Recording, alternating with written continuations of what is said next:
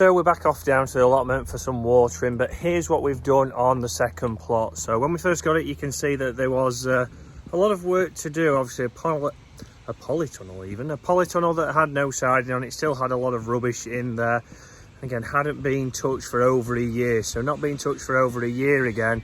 So a lot of work to do, a lot of weeds. There was a lot of coverings, but it seems like this plot was the plot of the crates. So you can see how many crates we had on there. So had a few good things in there. So we had a strawberry bed already in there with all the coverings on there. But again, we had a lot of work to do. And here's some of the progress along the way of what we was able to do as I walk down here, and then we'll show you what it's looking like now, what we've got in, maybe what we're going to do next year.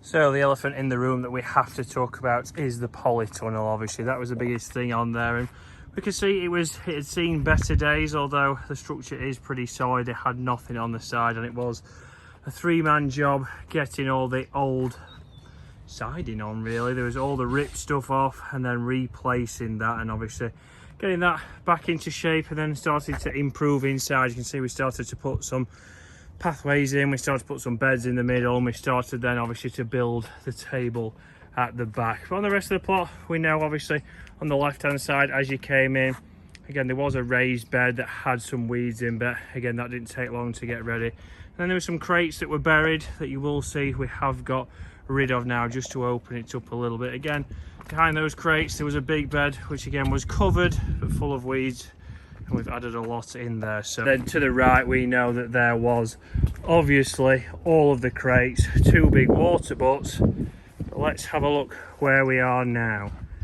So again, straight away, first things we've done is we have straightened up that path there, and again raised bed's still there. We've covered that, we've used that this year. We have obviously finally sorted out this area, covered it, put manure on. That's going to be ready for next year because we ran out of time. This area here is still room for improvement, so we are going to be getting rid of that area soon. Strawberries are doing well, and you can see polytunnel. We have put some extra beams in there, so again to try and obviously deflect some of that wind, and again planting things in front just to give it a little bit of shelter. Also built this planter here which I did see online, so radish in the top, strawberries there, lettuce and spring onions, which seem to take forever to come through. But as we come up, again another bed here that we've got already. Turn it over, you'll see obviously the progress of that on screen now. We've got some sunflowers in there at the top.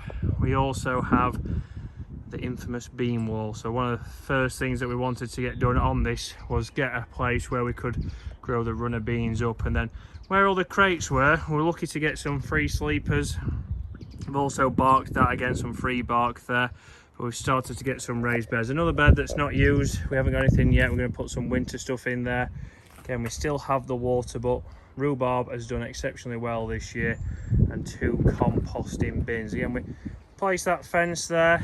We do have pumpkins in this bed here. This again was something that I got off our estate, so somebody was throwing it away. We've got potted peas and mange too, and this is Julie's new herb garden, so my mum wanted to put some herbs in here. So shed that we don't know if it'll last for next year, but you can see the herb garden working well. We've also got some cold frames in here with things growing in, spring onions in this one, lettuce in the other. So all in all, pretty good. But what's in there? So first things first was a new door on there. Then we can see the difference straight away. So 22 or 23 tomato plants down there, hanging baskets with tomatoes in as well, cucumbers down this side. So 24 plants on there, again a couple coming on. Some more things growing here, some herbs for the herb garden, and this is what we use a little bit to get things going when we did have some plants to bring down. Peppers down the middle. So I'm just taking some of the leaves off the tomato plants, and again strings just to hold the tomatoes up, and the same with the cucumbers, just get them working up there. Again, we had the potting table at the back, we took the slats out, and we now have tomatoes, cucumbers, chilies and some peppers in there. These are things still to go in, so you can see we're still trying to get other things in. We also have Some more cherry tomatoes there. So there's still plenty of things to do, but that's how far we've come with plot 2. So for me, I think obviously we have done quite a lot more. It was a shame that we didn't get it early enough to be able to get enough things in there, or we didn't prepare. We would have put more potatoes in potentially and have more down here, just something to grow this year. What would you like to see us grow going into next year? Again, winter veg, what would you recommend putting in, and also what else would you do to this plot down here? Still to do that over my left shoulder, still to sort that out. So that's one thing that we'll hopefully do in the coming weeks. We'll show you that on the channel, and we'll start to show you what we're getting off and what we're pulling out of the ground.